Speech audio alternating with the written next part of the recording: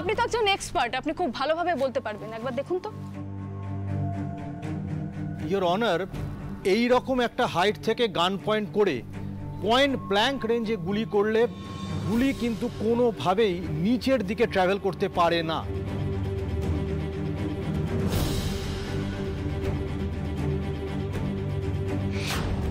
হয় গুলির মুভমেন্ট ওপরের দিকে হবে, নয়তো সোজাসুজি। আর are sure doctor? Yes your honour, I am 100% sure. যে কোনো এক্সপার্ট এই একই কথা বলবেন। ওকে জামাই বাবু, আপনাকে একটু জল দেবো নাকি?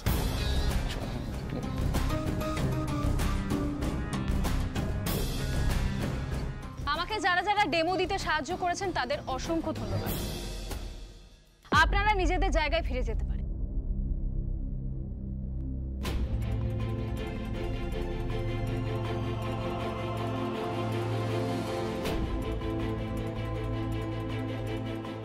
মিলর্ড, বিশেষজ্ঞ নিজেই বলছেন লাবণ্য সান্যালের হাইটের কেউ সজল হালদারের হাইটের কাউকে পয়েন্ট ব্ল্যাঙ্ক রেঞ্জের থেকে গুলি করলে সেই গুলির পথ কখনোই নিচের দিকে হতে পারে না।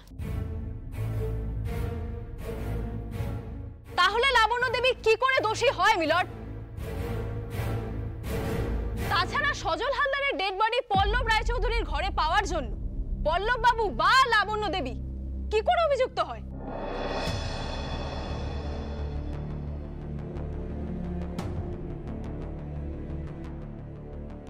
বিশেষত যখন পল্লব বাবু ঘটনার সময় বাড়িতে উপস্থিত ছিলেন না।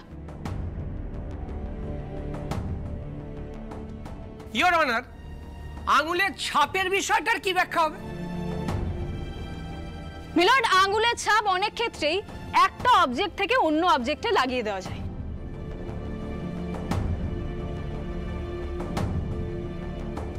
খুনটা কিভাবে হলো এটা তদন্ত সাপেক্ষ, পুলিশ এই তদন্ত করুক।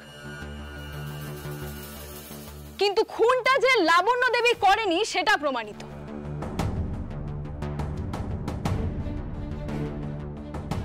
আমি পল্লব রায়চৌধুরী এবং লাবণ্য সান্যালের বেকসুর খালাসের দাবি জানাচ্ছি মিলর্ড।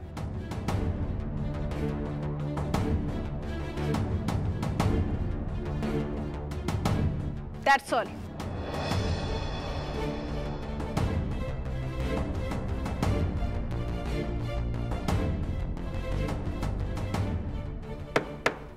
Order order. সমস্ত সাক্ষ্য, বয়ান, প্রমাণ এবং সর্বোপরি পোস্টমর্টেম রিপোর্ট অনুযায়ী এই আদালত এই সিদ্ধান্তে উপনীত হচ্ছে যে সজল হালদারের খুনের জন্য লাবণ্য সান্যাল কোনোভাবেই দায়ী হতে পারে না।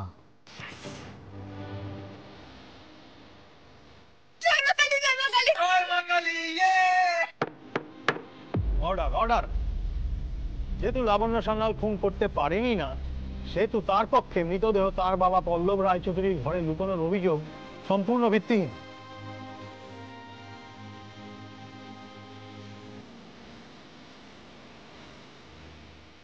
আদালত পুলিশকে এই ঘটনার তদন্ত করার নির্দেশ দিচ্ছে। কিভাবে বন্দুকের গায়ে এবং মৃতদেহ যেখানে পাওয়া গেল সেখানে লাবণ্য সান্যালের আঙ্গুলের ছাপ পাওয়া গেল সেটা তদন্ত সাপেক্ষ। এই আদালত সসম্মানে পল্লব রায়চৌধুরী এবং লাবণ্য সান্যালকে বেকসুর মুক্তি দিচ্ছে।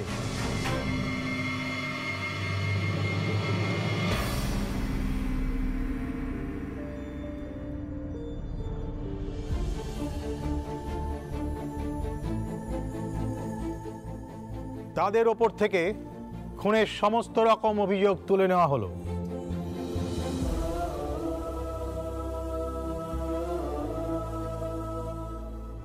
আজকের মতো আদালতের কাজ এখানেই শেষ করা হলো।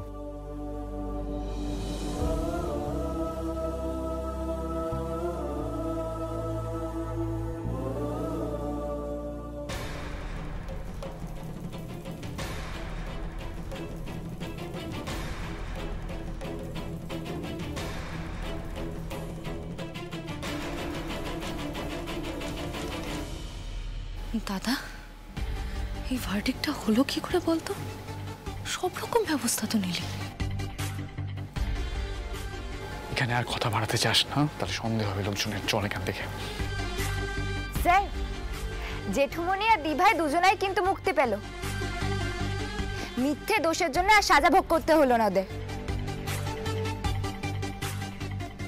এবার আমরা নিশ্চিন্তে বর্দার মৃত্যু তদন্ত করব। কেমন যেন মনে হচ্ছে আসল রহস্যটা যেদিন সমাধান হবে সেদিন সবকিছুর সমাধান হবে। কি বলেন স্যার? যতই অগ্নিদৃষ্টি দিন না কেন জামাইবাবু, আপনি আর বেশি দিন আমাদের হাত থেকে বাঁচবেন না। একবার বর্দার মৃত্যু রহস্য প্রমাণটা পাই না, দেখিয়ে দেব কত ধানে কত চাল।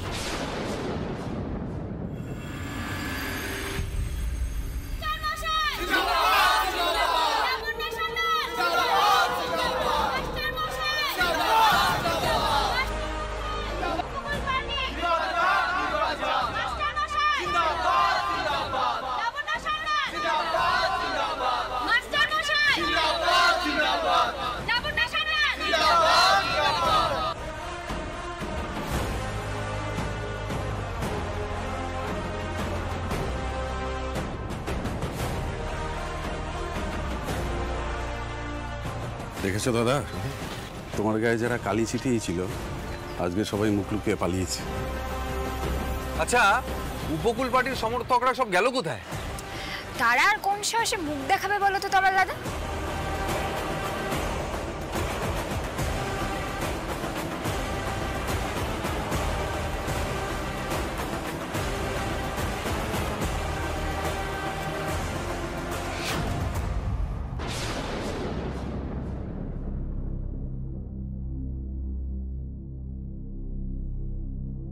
কে করলে এই কাজটা? কে করেছে এই কাজটা? কারা তোমার সাহস? বাইরে এসো!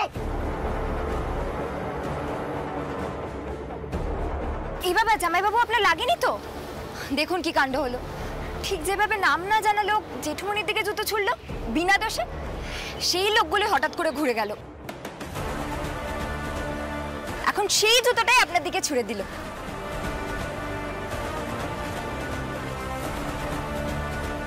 যাকে আপনার লাগেনি তো? কিন্তু একদম মুখ সামলে কথা বলবে। এমন ভাবে কথা বলছো সবার সামনে যেন আমি লাবণ্য স্যান্ডেলের মাস্টারমশাইকে ফাঁসিয়েছি। না না, সেটাই এখনো প্রমাণ করে উঠতে পারেনি, তবে প্রমাণ করে দেবো খুব শিগগিরই, চিন্তা করিস না। আর যেদিন সেটা প্রমাণ করে দেব সেদিন পাবলিক তোকে শুধু জুতো নয়, জুতোর মালায় মরিয়ে দেবে। শোনো রোহিত চৌধুরী, তুমি ভেবো না তুই মালিস্টার হয়েছে ওদের সামনে কেন এরকম করছিস? ওরা ইচ্ছা করে করছে তোকে ফাঁসানোর জন্য। চল তুই চল, চেনে না আমাকে। চল, চুপ করে চল। শানু, আর ভালো লাগছে না, বাড়ি যাই চল। সবকিছু একটা প্রহসন হয়ে যাচ্ছে। লাবু, তোরা আয়, আমি শানুর সঙ্গে এগোচ্ছি। হ্যাঁ দাদা, চলো, বৌদি অপেক্ষা করছে।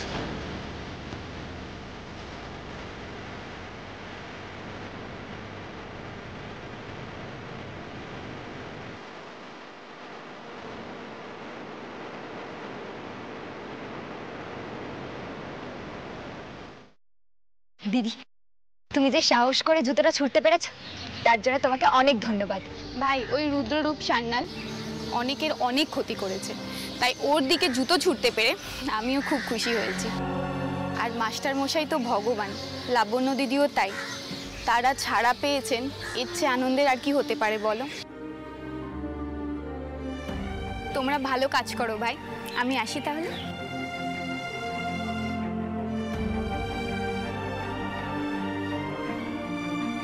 আচ্ছা,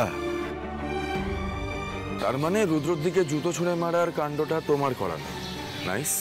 ধরে ফেললেন তো স্যার। আসলে আমি দিদিটাকে বলতে শুনেছিলাম যে জামাইবাবু নানা কারসাজি করেন, আরও 2-3 জনকে বোঝাচ্ছিলেন। তখনই আমার মনে হলো যে জামাইবাবুকে যদি একটা শিক্ষা দেওয়া যায় তাহলে ভালো হয়। ঠিক আছে, অনেক হয়েছে, তুমি চলো বাড়ি চলো। আর কি, রুদ্রর কিন্তু নিচে নামার আর কোনো সীমা পরিসীমা নেই, এটা জানি আমরা। আর এই অপমান রুদ্র সহজে ভুলবে না, এটাও জানি।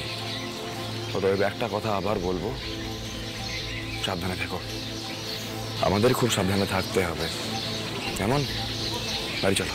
স্যার, একটা যুদ্ধ তো জিতলাম স্যার, পরেরটা নয় পরে ভাব। এখন চলো, অনেক দিন পর একটু নিশ্চিন্ত লাগছে।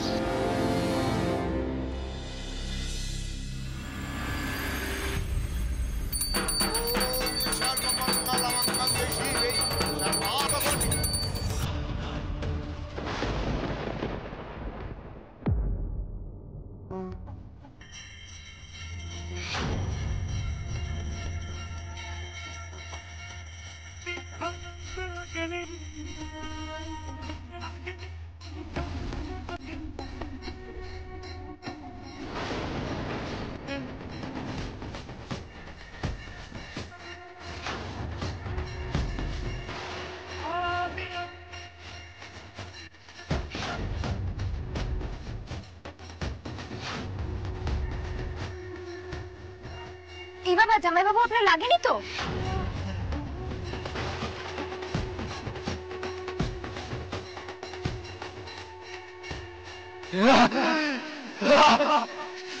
কি করলে আমি আমার অপমানের বদলা নিতে পারবো? প্রত্যেকবার কেন আমি হেরে যাই? আমি বারবার কিসের জন্য হেরে যাই? রক্ত দিয়ে পুজো করবো নাকি নিজের হাত?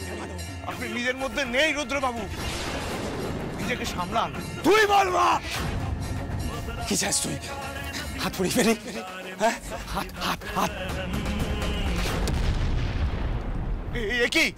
একই করছেন রুদ্রবাবু, এমনটা করবেন না রুদ্রবাবু। আমাকে জিততে হবে, আমাকে জিততে হবে, আমাকে জিততে হবে রুদ্রবাবু। দাদা কি করছিলেন কি?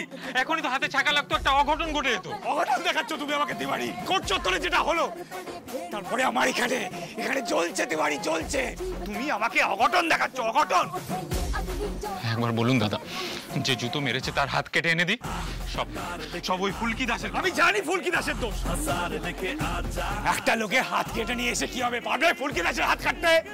পারবে? ফুলকি দাস তথাগত রায়চৌধুরীর মৃত্যুর তদন্ত শুরু করিয়েছে, নতুন করে কেস রিওপেন করিয়েছে। প্রাণপণ চেষ্টা করলাম তিওয়ারি, প্রাণপণ, যাতে ওর মনটা অন্যদিকে ডাইভার্ট করা যায়। পারলাম না, আবার হেরে গেলাম তিওয়ারি। এবার আবার ওই সজল হালদারের মৃত্যুর তদন্ত হবে। ওই বাড়িতে ফুলকি দাস কি প্ল্যান করছে সেটাও জানতে পারবো না, কারণ মা, আমার আদরের মা, এই কেসের পরে আমার মায়েরও মন ঘুরতে শুরু করেছে। আমি বুঝতে পারছি। দাদা, কাল ওদের দলের সবাই মাংস ভাত খাবে মাস্টারমশাইয়ের বাড়িতে।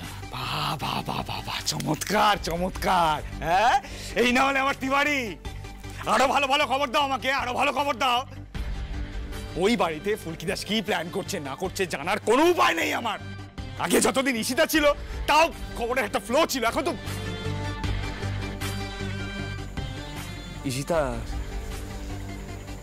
ঈশিতার কি খবর তিওয়ারি? ম্যাডাম তো দাদা সংশোধনাগারেই আছে, আমি খবর নিয়েছি। উনি বাইরে বেরোতে চাইছেন, কিন্তু সেটা তো সম্ভব না। এক মিনিট দাঁড়াও। ম্যাডামের সাথে আমি দেখা করবো, বুঝতে পেরেছো? যা ব্যবস্থা করার তুমি করবে, তাড়াতাড়ি করবে।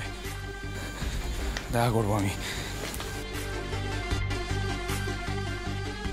হ্যাঁ, ঈশিতা ম্যাডামের সাথে দেখা করবেন দাদা?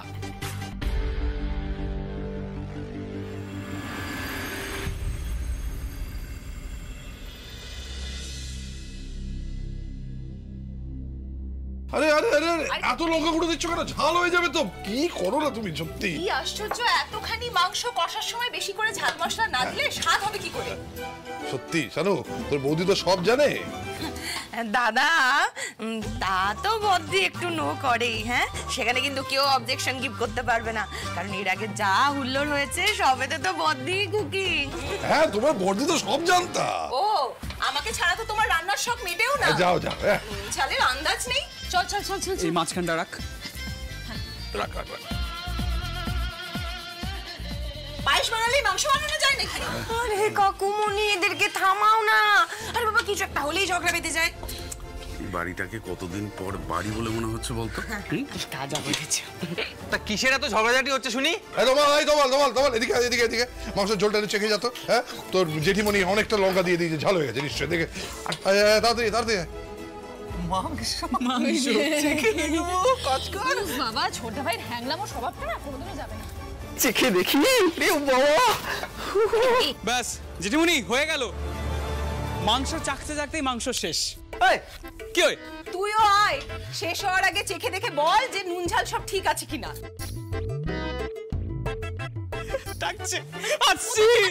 আরে উফ বাবারে বাবু, সর। বেশি দেবে না।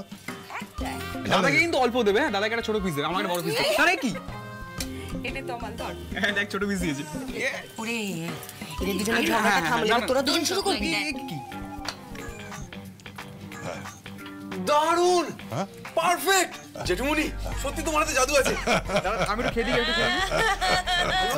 দাদা, আপনি লাভ করছেন ঠিকই, কিন্তু বদ্দি তো আসল ঘরটা ডান করেছে না? বদ্দি তো মাপ মতো সব মশলা অ্যাড করলো। আরে এই কষলো কি? হ্যাঁ কষার যেটা কি এটা? আমি দিলাম তখন তো সকাল থেকে না না না না কষলো কে? আচ্ছা ঠিক আছে আর রান্না নিয়ে এখন ঝগড়া করতে হবে না, পার্টির লোকজন চলে আসবে এক্ষুনি, আর আমরা একটু গান বাজনা করবো তো নাকি? নিশ্চয়ই করবো স্যার, নিশ্চয়ই করবো। ও ধানু দিদি দেখেছো আজকে কে গান বাজনার কথা বলছে? অন্য সময় তো ফুলকি সবসময় গান বাজনা করতে হবে না। এই ধানু তোদের কি গান বাজনা করা ছাড়া কোনো কাজ নেই? এসব কে বলে? হ্যাঁ কে বলে আবার? এই যে আমাদের এই খেপাটা বলে। তবে শোনো সবাই, আজকে কিন্তু শুধু গান বাজনা নয়, আজকে আমরা সবাই অন্তাক্ষরী খেলবো, তাও আবার শুধু বাংলা গানে।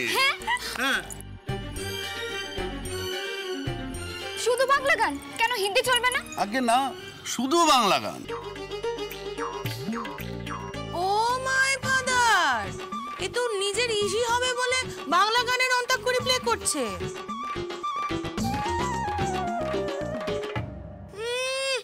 নিজের তো কোনো গানের একদম স্টক নেই, ভেরি লেস।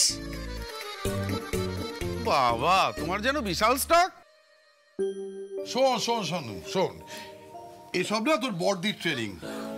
ওরা কি ভাবে বলতো? ওরা ভাবে যে সমস্ত বিষয় ওরাই শ্রেষ্ঠ, হ্যাঁ, আর কেউ কিচ্ছু জানে না। শোনো মাস্টারমশাই, মেয়েরা কিন্তু দশভুজা।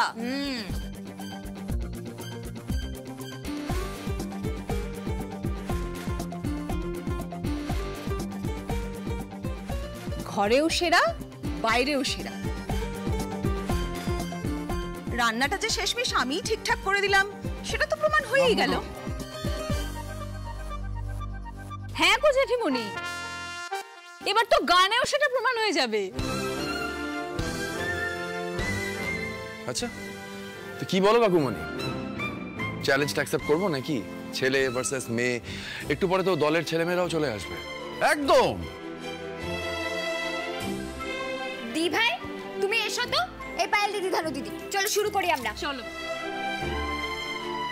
আরে স্ট্যান্ড স্ট্যান্ড স্ট্যান্ড, তোদের কাকিমণি কামিং।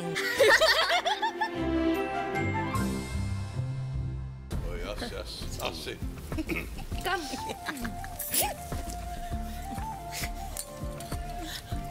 ও বাবা, একেবারে ডনের মতো হলো।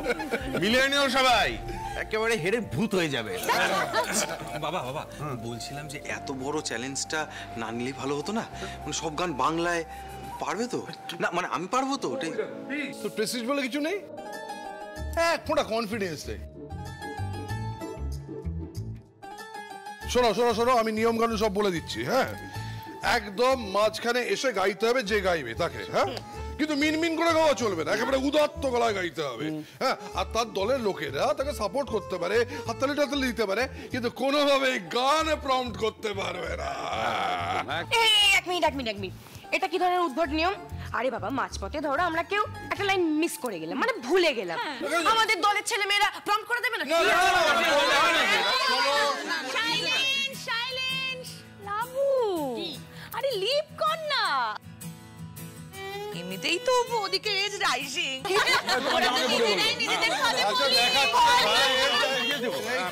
ওরা সবাই ঠিক সময় এসো। শোনো ছেলেরা মেয়েরা দুদিকে ভাগ হয়ে যায়, মেয়েরা মেয়েদের দিকে, ছেলেরা এদিকে এসো। আমাদের এখানে এখন বাংলা অন্তঃক্ষরী হবে, বুঝেছো? রায়চৌধুরী বাড়ির বৈঠক খানায় বাংলা অন্তঃক্ষরী হবে পুরুষ বনাম মহিলা।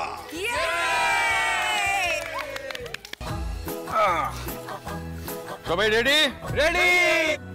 তোমরা রেডি? একদম রেডি। এত অপমানা নেওয়া যাচ্ছে না। ছেলেদের দলকে আমি লিড করছি, কারো আপত্তি আছে? একদম। বাহ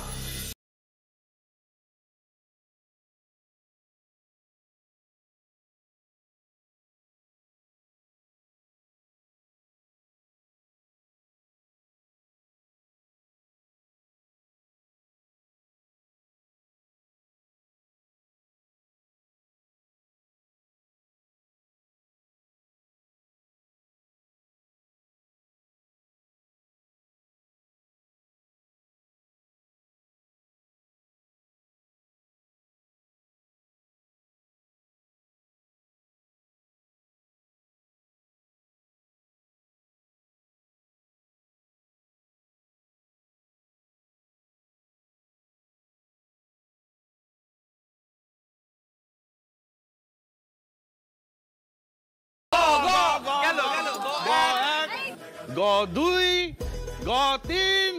এই পারবো আমি পারবো।